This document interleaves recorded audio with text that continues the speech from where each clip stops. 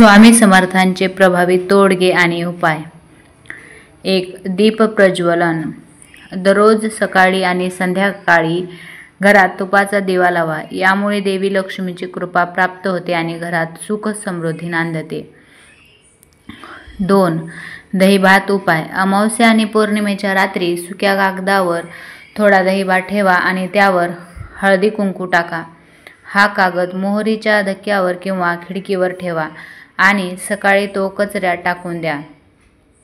यामुळे घरातील नकारात्मक ऊर्जा दूर होते आणि सकारात्मक ऊर्जा प्रवेश करते. 3. जेवणाचा घास. रात्री जेवताना थोडा जेवणाचा घास कागदावर ठेवा आणि हात धुण्याच्या वेळी तो उचलून बाहेर टाका. यामुळे वास्तुपुरुष आणि वास्तुदैवत प्रसन्न राहतात आणि घरात सुख शांती नांदते. गोमूत्र शांती. प्रत्येक शनिवारी आणि अमावस्येला गोमूत्रात टाकून उंबरठ्यावर पट्टा ओढा.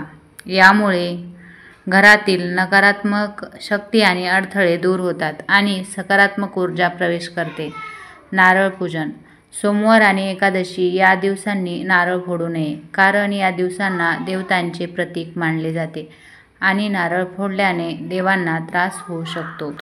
6. गाय माता पूजन. गाय आपल्याला दूध देते आणि अनेक प्रकारे आपल्याला उपयुक्त ठरते. त्यामुळे गाईला हाकलून लावू नये. गाईला अन्न आणि गूळ द्यावे. यामुळे आपले पाप दूर होते आणि सुख समृद्धी प्राप्त होते. 7. प्राणी मात्र पूजन. घरातील कुत्रे आणि इतर प्राण्यांना नियमितपणे जेवण द्यावे. यामुळे पंचमहायज्ञ केल्याचे पुण्य प्राप्त होते आणि घरात सुख शांती नांदते. 8. पाणीदान. पाणी मागणाऱ्याला पाणी द्यावे. उन्हाळ्यात तहानलेल्या प्राण्यांना पाणी देणे हे महापुण्य आहे. 9. गरजूंना मदत. रस्त्यावरील वृद्ध, गंधर्व, अपंग, आजारी व्यक्तीला मदत करावी. यासारखे पुण्य कमावण्याची संधी क्वचितच मिळते.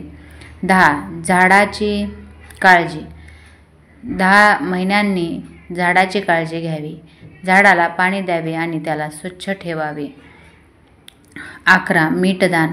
सायंकाळी घरातून मीठ, पैसे आणि झाडू देऊ नये, कारण या वस्तू लक्ष्मीचे प्रतीक मानल्या जातात आणि सायंकाळी लक्ष्मी घरात येते असे मानले जाते. 12.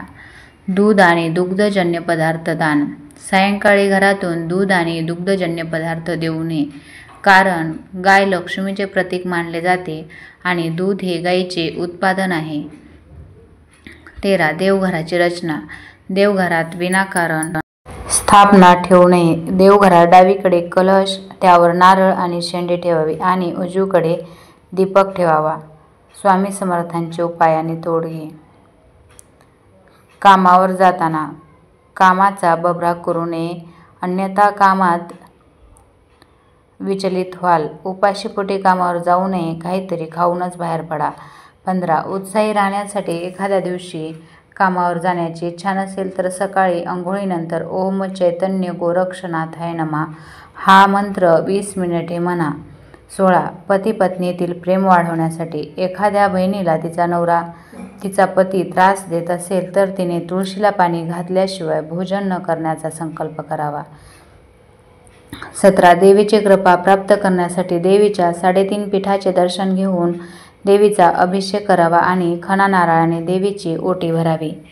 तुळजापूरची तुळजाभवानी, कोल्हापूरची महालक्ष्मी आणि जवळची सप्तशृंगी हे देवीची 3.5 पीठे आहेत.